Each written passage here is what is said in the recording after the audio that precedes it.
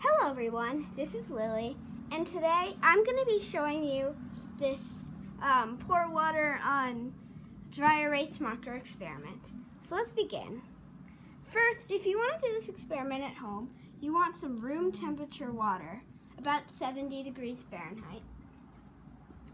And then you want a ceramic plate, since that's better than plastic, which I'll be showing you in this video. And if you don't want to actually do this video at home, you can just watch me do it. So, let's begin.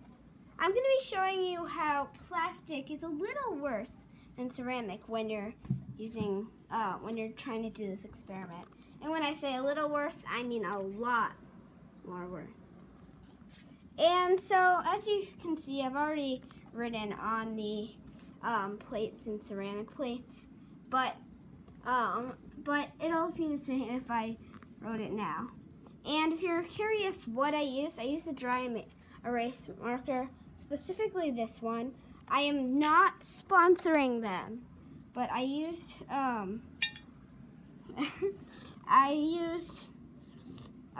the Board Dudes dry erase marker and with a medium point, but it really doesn't matter.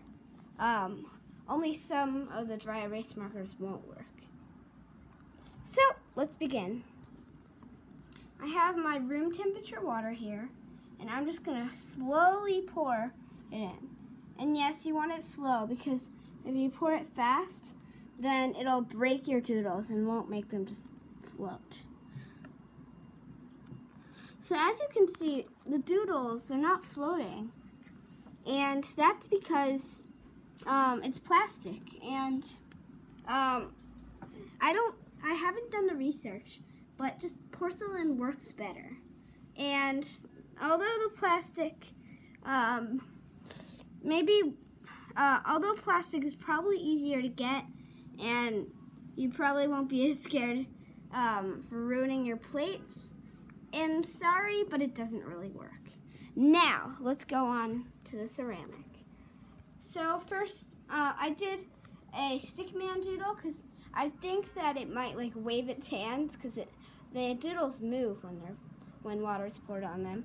I did some letters just to show you what happens on the letters, and some swirls because the swirls look really cool.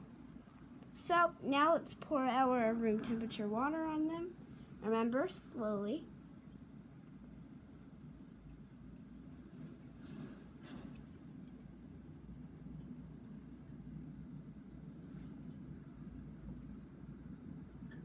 Okay, so we did it. You can't really see the doodles anymore, except remnants of a guy who sort of lost his head. But other than that, as you can see, they floated. And this experiment's really fun to try at home. But in case you just want to watch me do it, then this is what happens. And the next cool part of it is that you can like print, well pretty much it's like a tattoo.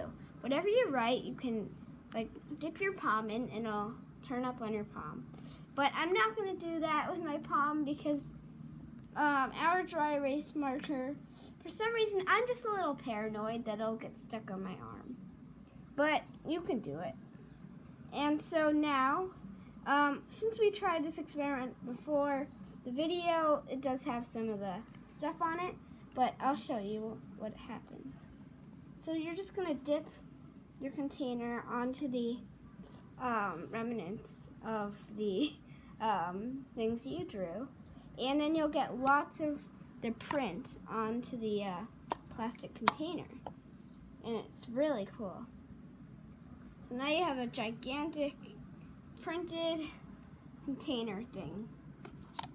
And if you're a little more careful with pouring the water, your doodles are a little harder and stiffer, then you might be able to get a similar to what you drew before print on whatever you're printing on. So that's it for this video, and I just thought that this craft was really cool and that you should see it or try it at home. And just a summary of what we used in this video. We used a porcelain plate, we used a plastic plate, but you won't want to use that. We used a dry erase marker, specifically this one. And again, I'm not sponsoring them. And I meant they're not sponsoring me. And so pretty much you'll need a porcelain plate, a dry erase marker, and pretty much a container and room temperature water. And you'll just need to pour it on there. And if you want to do the printing experiment with when you're printing the doodles onto something else, and you also want some kind of reusable or non-reusable plastic container. So that's it for now. And oh, I almost forgot. You also might want a towel.